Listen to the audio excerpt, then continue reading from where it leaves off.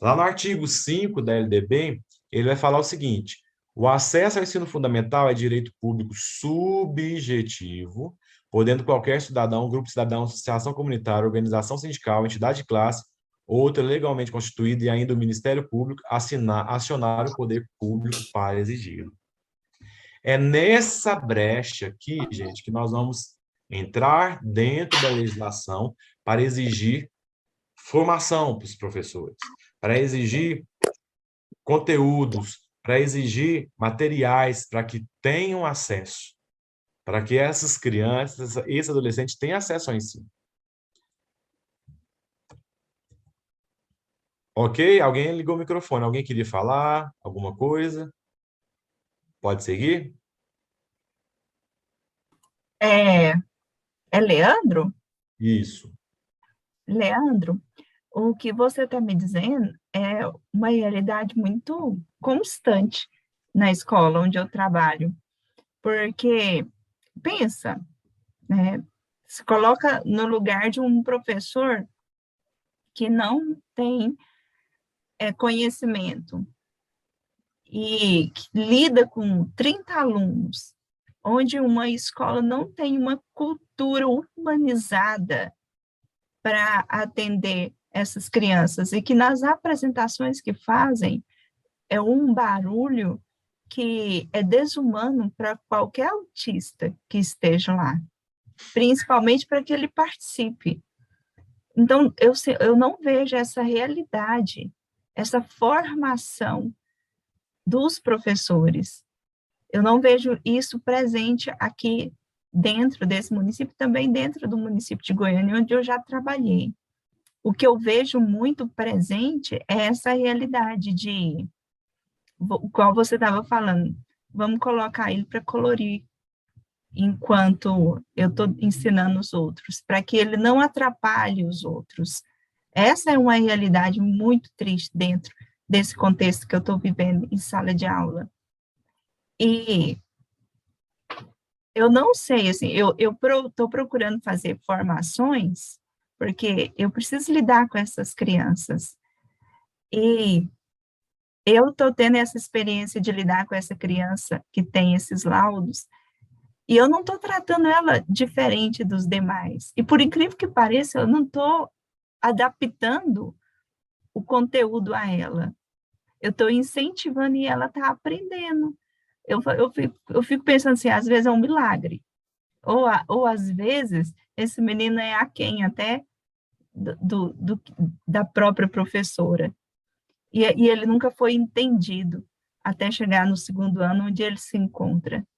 Porque os laudos, um outro problema que é sério também, é porque muitas vezes o aluno chega na sala de aula, eu estou para constatar que o laudo que essa criança veio para mim não coincide com o comportamento, com o desenvolvimento intelectual dessa criança. Esse laudo, na minha opinião, ele é um laudo mentiroso.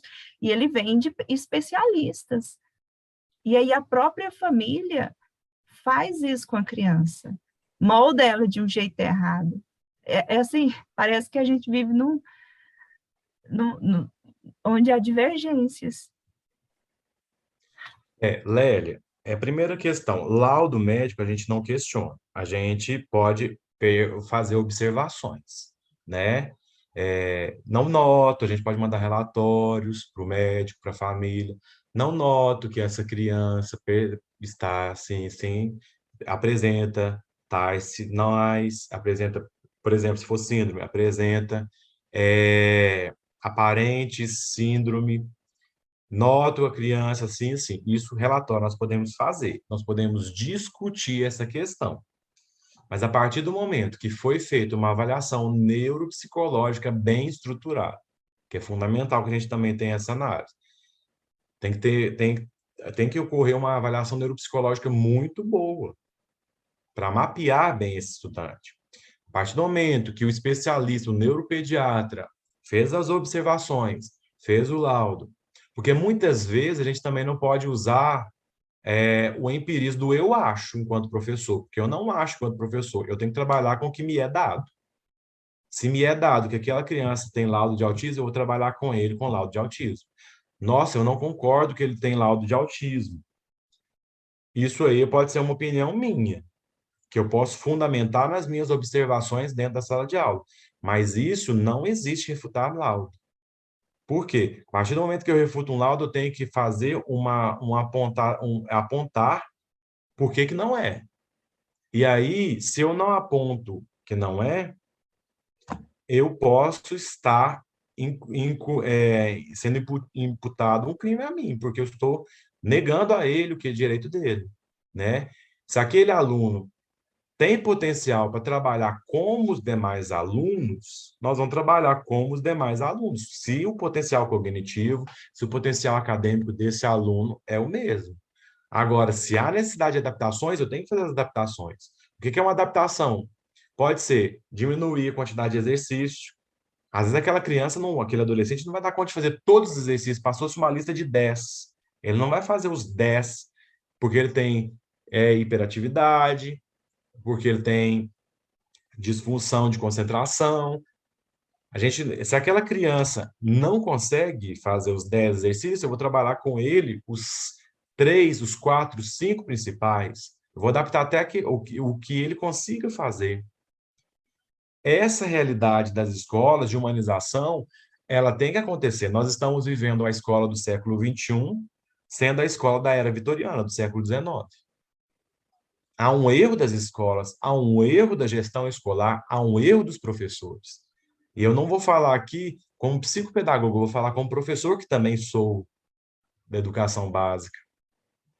Há um erro dentro das escolas, sim, que nós temos que consertar. Nós não podemos ficar batendo sempre na tecla. Ah, eu não tenho formação, ah, eu não dou conta, ah, eu não sei, ah, eu não sei. Eu não dou conta agora, mas eu vou buscar formação.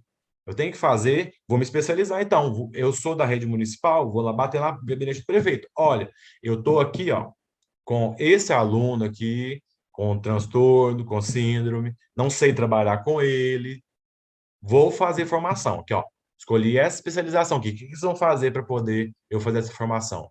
Vou fazer esse curso. O que vocês vão fazer para poder fazer esse curso? É nesse sentido, nós também temos que sair da nossa zona de conforto. Eu percebo que há uma ausência dessa vontade de sair da zona de conforto, tanto das famílias, que muitas vezes entregam para a escola o ônus e o bônus do desenvolvimento daquele aluno, esquecendo também que é obrigação deles, quanto dos professores das escolas. Porque essa vontade de fazer a diferença tem que sair, tem que surgir da gente também. Ah, não existe no meu estado isso. Então eu vou ser diferente. Eu vou ser aquele que vai fazer a diferença. Eu vou ser aquele que vai mudar essa história. Eu vou fazer aquele que vai fazer a diferença acontecer, vai fazer a realidade mudar. Gente, nós temos que quebrar ciclos educacionais. E quando eu falo quebrar ciclos educacionais, eu não estou falando de ciclos educacionais de 1 ano, 2 anos, eu estou falando de ciclos educacionais de 100, de 200 anos dentro da nossa educação. Porque aquele que é diferente, aquele que é inclusivo dentro da escola, sempre foi visto como a margem da sociedade. Esse menino não vai dar nada mesmo na vida? Para que eu vou investir nele? Não vou investir nele, não. Vamos lembrar de uma coisa: professor de apoio é apoio para o professor. O professor é professor daquele aluno incluso. O professor é professor dos outros 29 alunos da sala de aula. O professor é professor de todos. Eu sou professor de todos os meus alunos, dos inclusos, dos não inclusos. Eu tenho que preparar atividade para esses inclusos, tenho que preparar atividades para os alunos regulares. E aí, a adaptação, eu que tenho que fazer, não é o professor de apoio. O professor de apoio, ele vai me auxiliar. E muitas vezes, essa visão do professor de apoio, ela é errônea, porque a gente acha que o professor de apoio tem que ficar do lado ali daquele estudante de apoio. Não necessariamente. O professor de apoio, ele está na sala para apoiar o professor e aquele aluno. Mas, às vezes, a gente pode passar, por exemplo, uma atividade para a sala, fazer, enquanto a sala vai executando a atividade, o professor de apoio fica para manter a disciplina e o professor, em exercício, ele vai com aquele aluno ali para poder ensinar conteúdo para ele, para poder falar com ele, para poder interagir. O que eu percebo dentro das escolas de aula? Os professores nem olham aqueles alunos inclusos. Muitas vezes são as pedagogas eu vou pedir licença que eu vou beber sempre água, porque hoje está muito seco e a minha garganta já começou a mostrar o efeito. Então, eu vou ter que parar sempre para beber um pouquinho de água. Muitas vezes as escolas, o que que acontece? As pedagogas que preparam o material e dão material para aquele aluno lá incluso. O professor nem prepara, quem prepara é a pedagoga. Ela vai lá, pega um monte de atividades, às vezes atividade que não tem nada a ver com a idade séria daquela criança, daquele adolescente, e dá para aquele aluno fazer só para poder falar que está fazendo alguma coisa. E para mostrar para os pais também que fizeram alguma coisa. Aí monta um portfólio, monta um monte de coisa para falar que estão fazendo. E isso não é a realidade. O que que tem que ser feito? A adaptação. O professor tem que dar aula para todos. Exige de nós, professores, uma dicotomia em sala Leandro, de aula. só um minutinho. Sua imagem sumiu, as pessoas estão perguntando. Ué, deixa eu ver o que aconteceu aqui. Alguém me desabilitou. Deixa eu só ver. Para mim está aparecendo. Para vocês está aparecendo?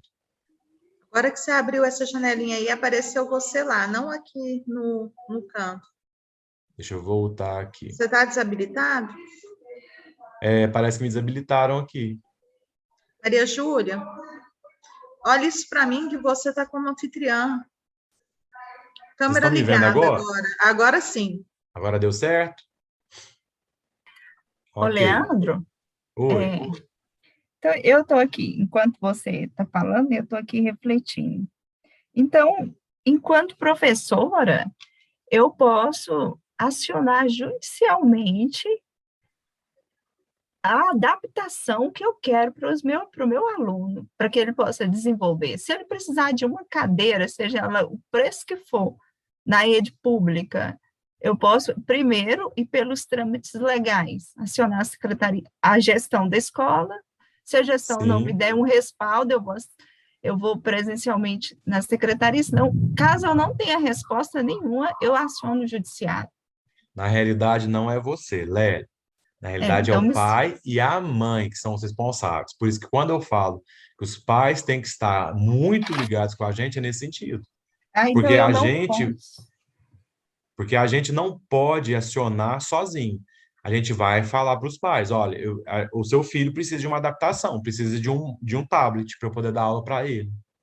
Então, eu tô ficando desesperada, porque eu não vou ter solução para os meus problemas, porque os pais dos meus alunos que vêm de uma realidade que não tem conhecimento, que não tem força de vontade, e que eles não vão buscar isso.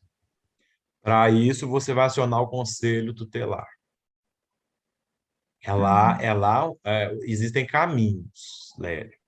Então, o Uhum. primeiro passo, por quê? Não é você. Muitas vezes, nós professores, nós assumimos essa missão quase messiânica, né? Eu vou girar a roda aqui. A gente pode fazer a solicitação. Olha, para eu dar uma aula melhor, diretora, eu preciso desses materiais. Encaminha para a direção. Isso você vai pedir com prazo. Eu preciso disso para 5 dias. Uma resposta disso. Aí vem a resposta, Lélia. Se Não, né? deferido ou se indeferido. Tem que vir uma Hum. resposta.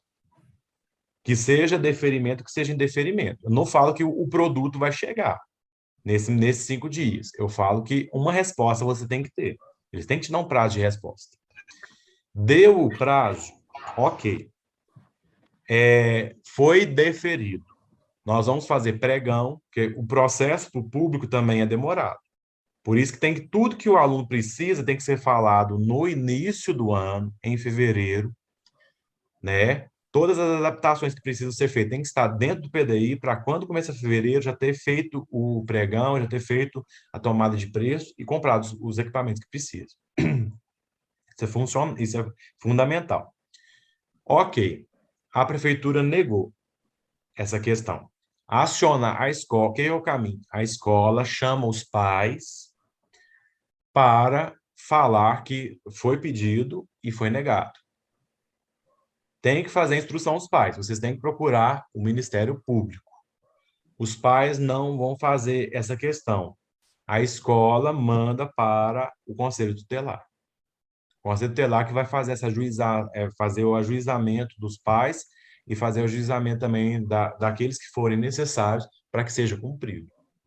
Então, Lélia, o caminho é esse. A gente luta dentro da escola já pedindo.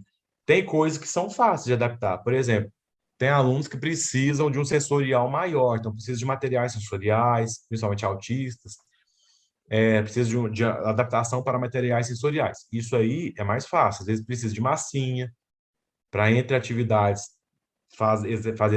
exercitar, trabalhar o psicomotor para evitar o movimento de flap, para evitar movimentos estereotipados. Então, tudo isso pode ser pedido.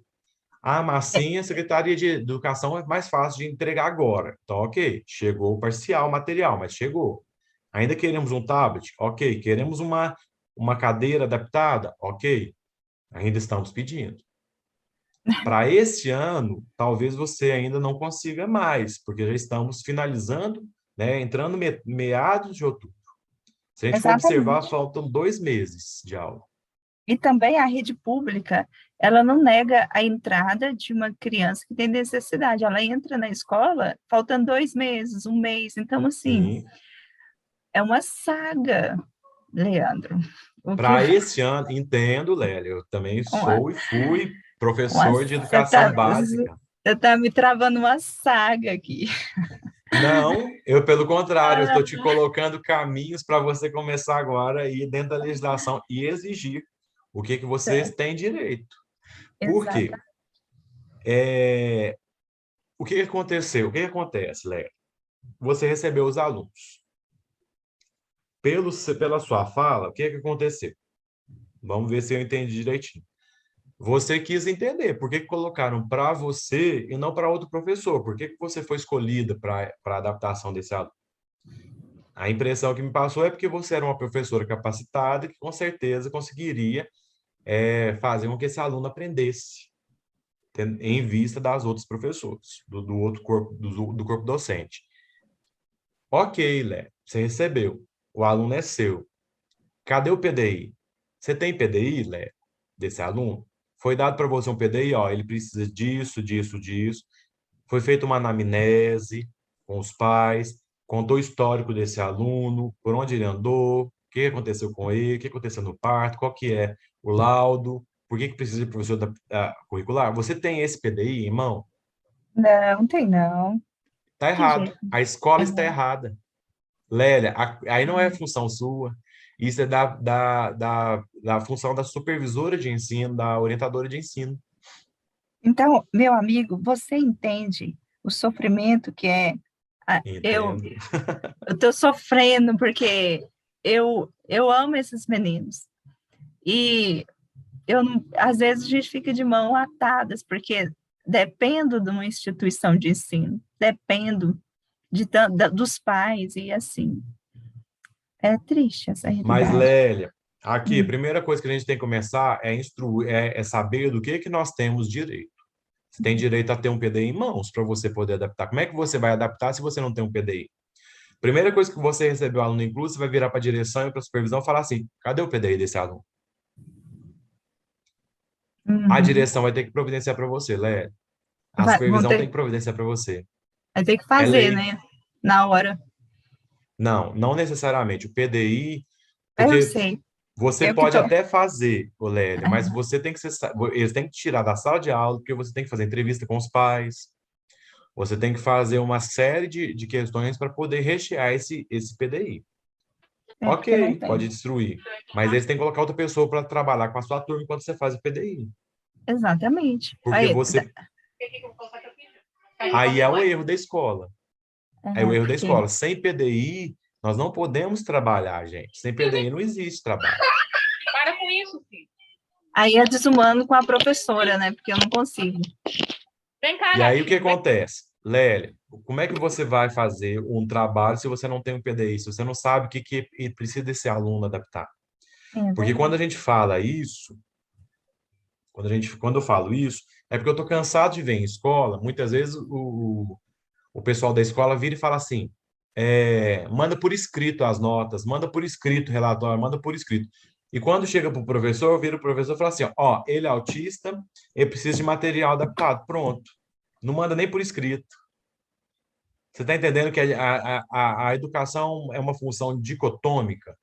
Eu tenho que ser cobrado da minha parte escrita, mas eu também tenho direito de cobrar a parte escrita. Ok, ele é autista, precisa de adaptação, então você vai mandar por escrito um PDI para mim, porque eu quero saber quem que é esse aluno, de onde que ele veio, que remédio que ele toma, qual que é o efeito colateral desse remédio, para eu poder trabalhar. Porque tem aluno que tem, por exemplo, comorbidade, TDAH, e aí ele toma um remédio, de repente, o remédio está sendo tomado 9 horas da manhã, e o menino tá lá dentro da sala de aula, agitado demais, e aí todo mundo sem entender por quê, na hora que vai entender, né, a curva da medicação já está em queda. E aí, como é que vai trabalhar essa questão? Talvez ela tenha que mexer na dosagem, no horário da dosagem do remédio. Então, o professor precisa saber disso. O professor não é Deus, gente. A gente não tem que adivinhar as coisas. A gente tem que chegar as coisas também para a gente. Tem que chegar as coisas para que a gente possa compreender, para que a gente possa saber. Por isso, nós temos que lutar, sim. A família tem que lutar. A família dos meus alunos, ela não luta, ela não briga por eles, são pessoas sem instrução. Nós vamos instruí-los. Se eles não fizerem pelos filhos, o conselho tutelar tem que ser acionado. É ele que vai trabalhar por isso. O conselho tutelar está para defender as crianças e adolescentes que necessitam, né, dessa defesa. Então, a gente tem que olhar para os dois lados. O conselho tutelar tem essa função também, dentro dessa observação. Às vezes, a gente tem pais com deficiência intelectual, que não conseguem, né, compreender, não conseguem adaptar, nem conseguem visualizar que os filhos têm uma necessidade especial. E aí, o que acontece? Esses pais, muitas vezes, eles têm que ter um acompanhamento, inclusive, de um assistente social para orientar, para ajudar, para buscar esses recursos. Então, a gente também tem que fazer essa instrução. Às vezes, a gente tem que lutar, é uma luta em glória, é uma luta em glória, mas é uma luta para dias de glória. Porque o nosso objetivo não é que os pais mudem, mas é que essa criança tenha um futuro, que esse adolescente tenha um futuro. Se a gente muda essa realidade, a gente muda a realidade desses estudantes, né? Olha o que acontece com currículos. Os currículos devem ter uma base nacional comum, ou seja, a gente tem que usar a BNCC, né? E aí tem a parte diversificada. Eu posso adaptar essa parte para os alunos de acordo com as características deles.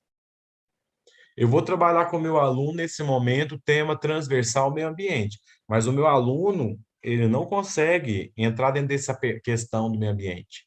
Ele tem um hiperfoco lá nos planetas. O que eu vou trabalhar, então? Se eu estou trabalhando com meio ambiente, eu vou trabalhar com ele o quê? Trabalhar com ele o hiperfoco, por exemplo, lixo galáctico. Então, eu vou trabalhar dentro do hiperfoco dele também, das características que ele precisa, né?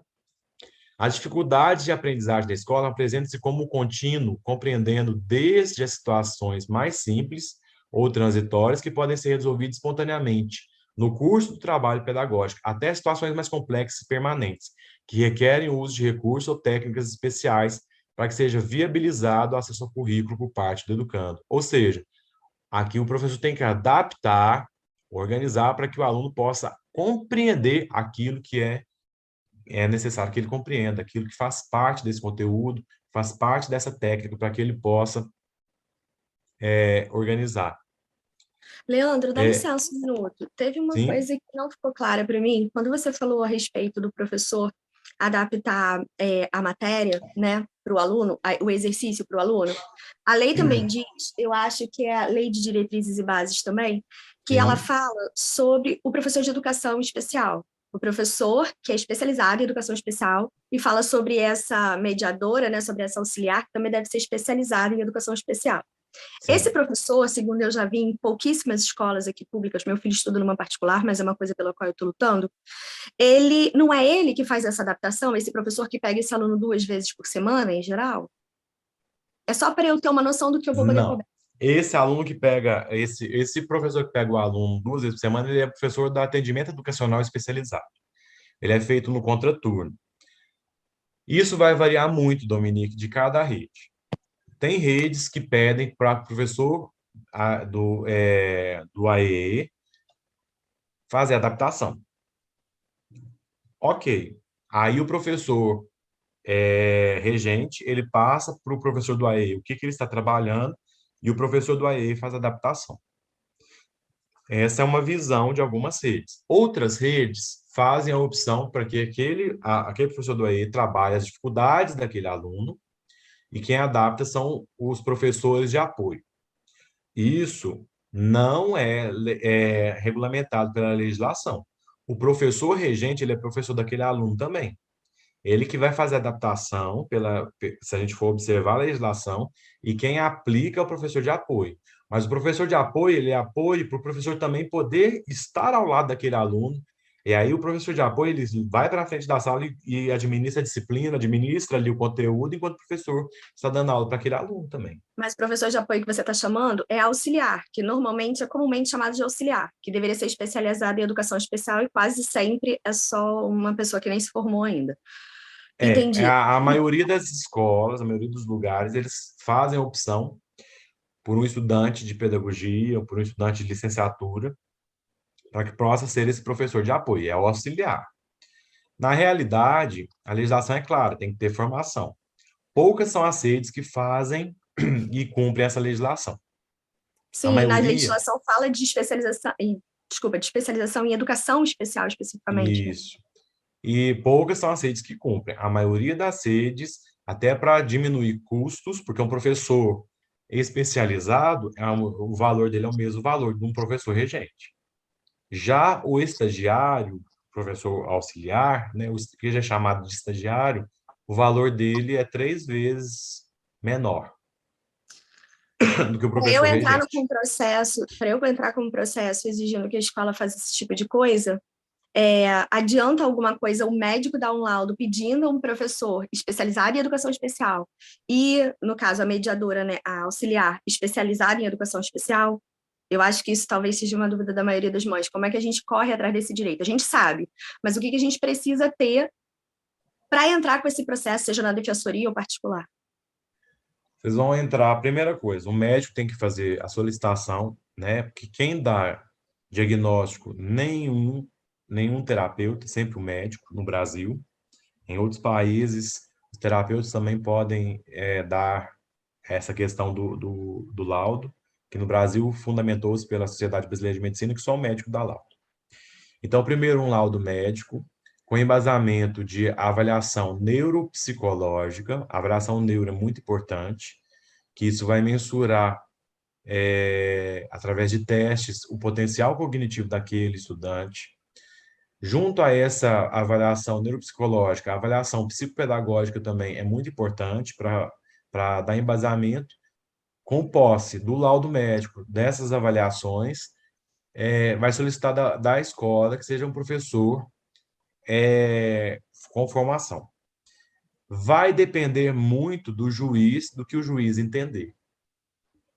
Por exemplo, eu já vi ganhos de causa que as escolas tiveram que contratar um professor especializado em educação inclusiva para poder dar aula, para poder ser professor de apoio. E isso em redes privadas, em redes públicas. Teve juiz que não aceitou, que não acatou, que falou que o valor orçamentário seria, principalmente para o público, o valor orçamentário seria extrapolado, portanto, teria um professor em formação, mas com supervisão dos dirigentes escolares. A gente sabe que isso não existe, e a gente sabe que isso não é tão funcional, a gente sabe que a realidade não é essa. Mas o juiz deu ganho de causa para a rede pública, a rede, no caso, e contratar o estagiário. E o PDI também é interessante que a gente peça para o neurologista, para o médico especialista que está atendendo nosso filho, colocar também esse pedido de PDI no laudo? Também é interessante. Aí quem vai fazer o PDI? Dominique, isso é interessante a sua pergunta. Geralmente, que é o PDI? O que é o PDI? Me desculpa aqui, eu quero saber. Tá, vou explicar o que é PDI. O PDI é um plano de desenvolvimento individual do aluno. Deixa eu só sair aqui da minha tela Deixa eu só parar de compartilhar com vocês. Vocês estão vendo minha tela compartilhada ainda, gente? Uhum, sim. Ok? Eu vou só tirar esse compartilhamento de tela aqui, que eu vou colocar para vocês o que é um PDI. Deixa eu colocar um modelo que eu já fiz um curso. Já dei um curso aqui sobre PDI. E aí eu vou mostrar para vocês o que é um PDI, então, para vocês entenderem. Só um minutinho que eu vou abrir uma outra tela aqui. Não era o foco da aula, não, mas eu vou... Desculpa, Dominique. Eu acho que Não, todo mundo sabe o que é isso, só eu que não acabei atrapalhando isso. Né? não tem problema não. Eu vou voltar respondendo a sua pergunta, tá, A Dominique? pergunta da Dominique. Não, eu vou voltar respondendo ela, só que eu vou mostrar antes o que é um PDI